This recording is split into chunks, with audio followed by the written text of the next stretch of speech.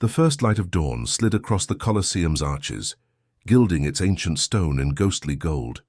Beneath that glow, yesterday's blood still clung to the sand, dark, sticky, and silent. The arena did not sleep, it waited. Beneath the stands, vendors shouted, their voices echoing through the tunnels as they filled baskets with bread, olives, and watered wine. The smell of sweat and iron already thickened the morning air. Behind the iron gates, handlers fought to control the beasts, lions with ribs protruding through their fur, elephants stamping in fury, panthers clawing at the bars until sparks flew. From the shadowed corridors came the clang of steel, gladiators testing swords not for practice but for slaughter.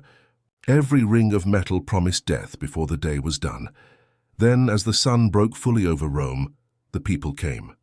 Tens of thousands poured through the arches, nobles in silk, beggars in rags, soldiers still stinking of the battlefield, all drawn by the same dark hunger. The Colosseum throbbed with it, a living heart made of stone and screams.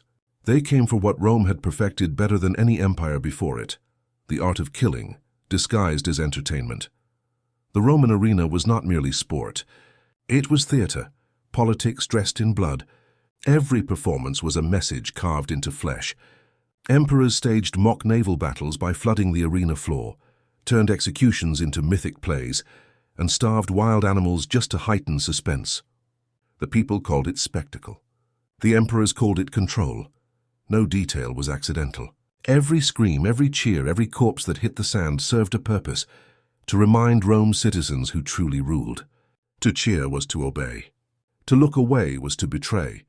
And so the crowd roared louder and louder, until the sound became something inhuman, a single monstrous voice chanting for death. From the emperor's box, the ruler watched not as a man but as a god. His thumb could spare a life or end it, and the masses would follow his gesture as though it were divine law. The games were the empire's mirror, brutal, magnificent, merciless. As the horns sounded and the gates began to creak open, a ripple of anticipation swept through 50,000 throats. The day's ritual was about to begin. Rome's greatest theater would once again turn blood into unity, cruelty into ceremony, and death into applause, and beneath the rising sun, the Colosseum came alive, an altar to power built on the worship of pain. The story of Rome's bloodlust did not begin in the Colosseum's golden light, nor under the watch of emperors. It began in the dirt of a cattle market, thick with smoke, dung, and grief. In 264 BC, the sons of Decimus Junius Brutus Scaever sought to honor their dead father, not with prayers, not with statues, but with blood. They armed 3 pairs of slaves, ordinary men turned into instruments of remembrance, and sent them to fight to the death before the crowd. The Forum Boarium trembled as blades clashed and bodies fell. Each cry was both sacrifice and spectacle. The Romans called it munus, a duty, a sacred offering to the spirits of the departed. Yet this ritual had deeper roots. Long before Rome's rise in the hills of Campania, warriors were slaughtered beside graves to appease the ghosts of the dead. Over generations, the act evolved. Instead of random victims, chosen men were made to fight, so the fallen could rest and the living could prove their courage. The Samnites, fierce enemies of early Rome, practiced these rites, and soon Roman nobles imitated them. A funeral drenched in blood was no longer barbarism. It was honor, wealth, and power displayed before the gods. By the 3rd century BC, these funerary battles had grown beyond private grief. The Senate recognized their potential. Religious ceremonies, once offerings to Jupiter, were transformed into political theater. Gladiators became tools of loyalty. To watch a man die was to praise the Republic. To applaud was to belong. The Senate called it devotion, but the crowd understood it for what it was: control through violence. Even the gladiator's armor carried meaning. The Samnite's heavy shield, the Thracian's curved blade, the Gaul's wide sword, all were reflections of conquered enemies. As the fighters bled, their defeat symbolized Rome's triumph again and again. Every match retold history, every scream reminded the crowd of victory, and as the Republic expanded, so did its appetite. The games grew larger, the blood more plentiful. What had begun as a sacred rite to honor the dead became an addiction for the living. Spectacle replaced prayer. Faith turned to frenzy. Each drop of blood whispered the same message, that Rome had mastered not just life but death itself. In this theater of sacrifice, the gods had been replaced by senators, and mourning had become entertainment. The crowd cheered not for the fallen, but for empire eternal. The funeral games had taught Rome one thing: blood could bind a crowd. But soon even the deaths of men were not enough. The people wanted more. They hungered for wonder, for something beyond the human, and so the empire answered. From the deserts of Africa came lions with golden manes. From the Caucasus, spotted leopards dragged in cages. From the swamps of the Nile, crocodiles hissed in chains. Even giraffes, creatures the Romans had no name for, were marched across burning sands to meet their doom beneath Roman cheers. They called these shows venationes, hunts. But they were not hunts at all. They were exhibitions of control. The beasts were not enemies. They were trophies, proof that Rome could reach any corner of the earth, snare its wildest creatures and destroy them at will. Every roar that echoed through the Colosseum was another empire conquered in miniature. In 46 BC, Julius Caesar staged the first of these marvels. He paraded a giraffe before the citizens of Rome, its long neck rising like a banner against the sky. The people gasped, astonished by a creature they had never seen, a blend of leopard and camel. But the wonder lasted only moments. The animal was soon released into the arena, where lions were waiting. It died in confusion and terror, while the crowd applauded the empire's triumph over nature. By the time the Colosseum opened in AD 80, the scale of cruelty had become unimaginable. Emperor Titus celebrated its inauguration with 100 days of slaughter. 9,000 animals were butchered in a single festival. Lions were starved until their ribs showed. Elephants were hamstrung so they could die slowly before the mob. Archaeologists still find their bones, scarred, shattered, carved with knife marks that tell of deliberate torment. Even the logistics were barbaric. Caravans hauled cages across endless deserts. Fleets floated them down the Nile. Handlers perished on the journey to satisfy Rome's hunger for spectacle. The empire devoured not just men, but the world itself. In the stands, Marcus Varro watched as the gates burst open, releasing a tide of creatures that did not belong in this stone arena. Lions leapt, elephants trumpeted, panthers tore at flesh while the crowd howled in delight. Each beast that fell was more than an animal. It was a symbol of Rome's reach, of domination without mercy. Every carcass on the sand was a victory banner. Every drop of blood whispered the same truth. Rome no longer conquered lands, it conquered life itself. To the outside world, the gladiator was the face of Rome's courage. Bronze armor gleaming under sunlight, a symbol of bravery and honor. But behind the glory lay a truth far more disturbing. The gladiator was not born of valor. He was forged from fear, punishment, and control. Rome thrived not on fairness but on imbalance, on contests designed to humiliate and destroy. Some fought with swords and shields, others with tridents and nets, but almost none faced an equal. The rules were written to ensure spectacle, not survival. A prisoner might be sent against a veteran. A criminal might be armed with wood, while his opponent wielded steel. The crowd loved it. The uneven struggle, the hopeless resistance, the inevitable collapse. Every death was theater. Every gasp was applause. The Colosseum became a laboratory for cruelty. Even the armor itself was a weapon of shame. Helmets were crafted to narrow sight, to muffle hearing, to suffocate the man beneath them. Some were so heavy that lifting one's head was agony. Others sealed fighters inside, trapping breath and sound until their last scream echoed only within the metal. Survival became punishment, and the crowd laughed. They laughed as men stumbled, blinded by sweat and iron. They laughed as blood slicked the sand. They called it courage, but it was only obedience, an empire teaching its people to cheer for control. By the 1st century AD, Rome's hunger had deepened. When death lost its novelty, it turned to shock. Female gladiators, gladiatrices, were brought into the arena. Draped in gilded armor, they fought dwarves, beasts, and sometimes each other. The spectacle blurred every line of class, of gender, of dignity. It was a carnival of degradation, masquerading as progress. But even this was not enough. Rome began to turn its myths into blood. Prisoners were forced to dress as barbarians, reenacting wars the empire had already won. They played the part of Rome's defeated enemies and died as proof that victory was eternal. The audience cheered not for the kill, but for the reminder that Rome ruled all. In the emperor's eyes, these games were more than entertainment.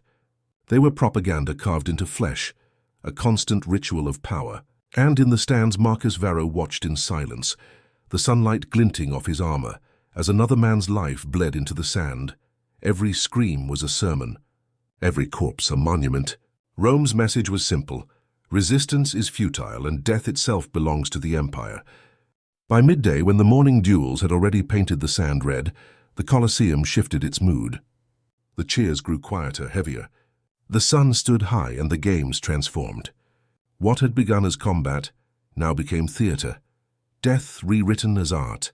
Rome had perfected a ritual they called damnatio ad bestias, condemnation to the beasts. For the condemned, there were no verdicts, no appeals, only scripts. Each man's end was chosen to suit his crime. Thieves faced wolves, arsonists were burned alive, traitors were thrown to lions.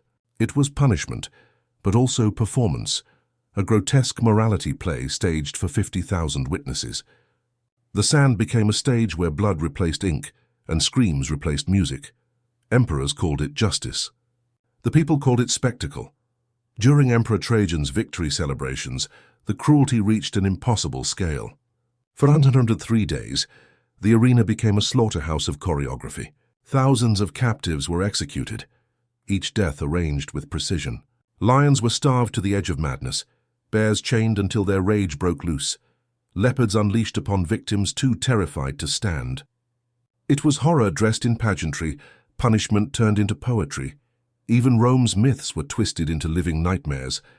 Condemned men were forced to play the roles of Orpheus and Prometheus, not in stories but in flesh.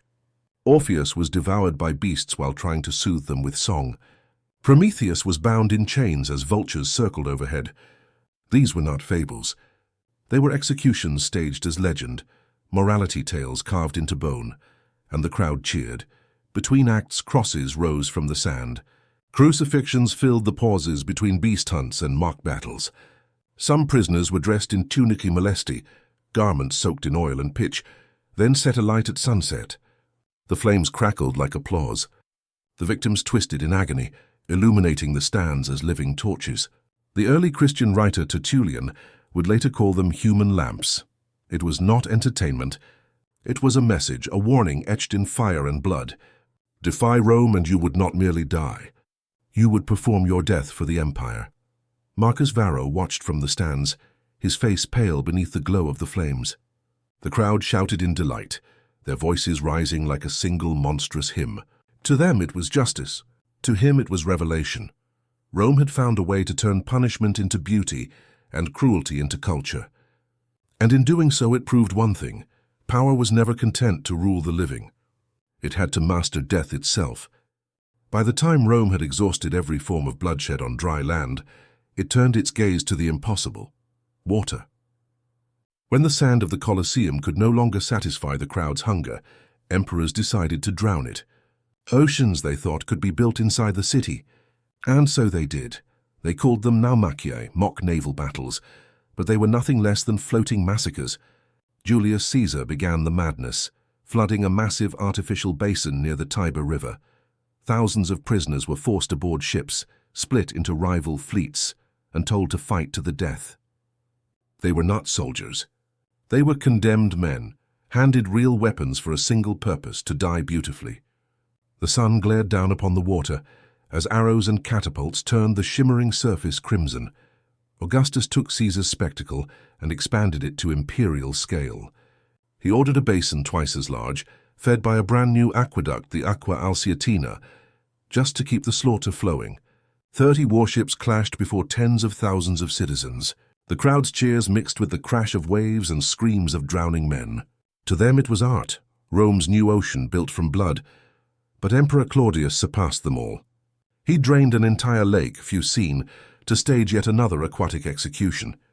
When the captives were brought before him, their voices rose together in one of history's most haunting lines: Ave Caesar, morituri te salutant. Hail Caesar, those who are about to die salute you. Whether it was a plea or a curse, no one could tell. Claudius merely smiled. The phrase would outlive the empire itself. By the reigns of Titus and Domitian, cruelty had become a science. Engineers transformed the Colosseum into a living machine. Beneath the marble and sand lay channels, pulleys, and gates that could flood the arena in minutes, then drain it dry by dawn. Fire and water danced together in spectacles of horror, ships colliding while pyres burned along the shore. Marcus Varro stood among the soldiers on the upper level, watching in disbelief as the emperor's ocean devoured men whole. It was not battle. It was engineering turned against humanity. Rome no longer ruled men. It ruled nature itself. Water, once a gift of the gods, had been transformed into an instrument of domination. And in that glittering artificial sea, the empire saw its reflection, beautiful, monstrous, and eternal. By the 1st and 2nd centuries AD, the Colosseum had ceased to be a place of spectacle. It had become a mirror, reflecting the madness of Rome's rulers. What began as propaganda had turned into obsession. Emperors no longer used the arena to display power. They used it to feed their own derangement. Caligula was the first to strip away the mask. Drunk on bloodlust, he treated the games like a personal stage. When the supply of wild animals ran out, he didn't stop the show. Instead, he ordered citizens from the stands dragged into the arena to be slaughtered in their place. One moment they were spectators, the next they were victims. The crowd screamed, but no one dared resist. Under Caligula, death was no longer punishment or politics. It was whim.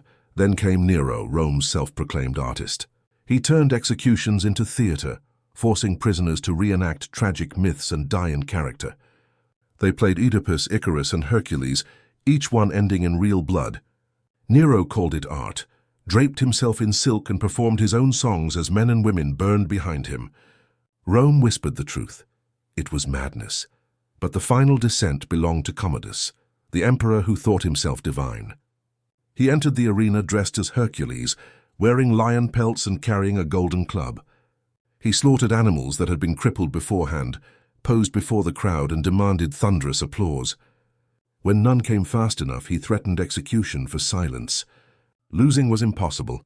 Fear was mandatory. Even emperors remembered as good were not untouched. Trajan hailed for his justice, celebrated his victories with 103 days of slaughter. Thousands dead, coffers emptied, honor replaced by vanity. The Colosseum had become Rome's altar of ego. Caligula and Commodus would both die violently, assassinated by those closest to them. The empire they sought to entertain devoured them in return. Beneath the cheers, however, a quieter voice persisted. Philosophers like Seneca called the games a poison to the soul, warning that cruelty practiced for pleasure would one day consume its creators. Christians like Tertullian denounced them as seeds of evil, condemning a society that found joy in agony. Yet their protests were drowned in applause, and so the empire marched deeper into its own darkness. For Rome, cruelty was no longer a symptom, it was a way of life. Marcus Varro stood among the roaring masses, staring at the emperor bathed in sunlight, and understood the truth. Rome's heart no longer beat for glory or gods, only for spectacle. As the centuries dragged on, the games that once glorified Rome began to consume it from within. What had started as ritual and spectacle became addiction, an empire feeding endlessly on its own bloodlust. Emperors, desperate to outshine those before them, drained treasuries to stage ever grander spectacles. Gold flowed into the sand faster than the blood of their victims. The empire's strength rotted beneath the weight of its entertainments. Citizens who once prized discipline and virtue now demanded only distraction. They no longer cared for politics or principle, only for bread and games. Panem et circenses, the satirist Juvenal wrote, mocking the mob that had traded its spirit for comfort. It was a phrase that would echo through eternity, an indictment of a people who surrendered their freedom for spectacle. By the 5th century, Rome's heart had gone silent.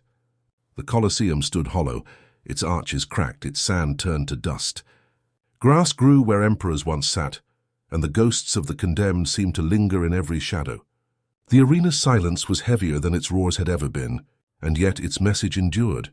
Can a civilization that glorifies cruelty ever survive? History had already answered. The empire that taught its citizens to cheer for suffering, that made entertainment from torment, collapsed beneath its own applause. Its marble crumbled, its legions faded, but its sins remained etched in stone. Walk through the Colosseum today, and the air still hums with echoes. The tunnels are cold, the arches whisper.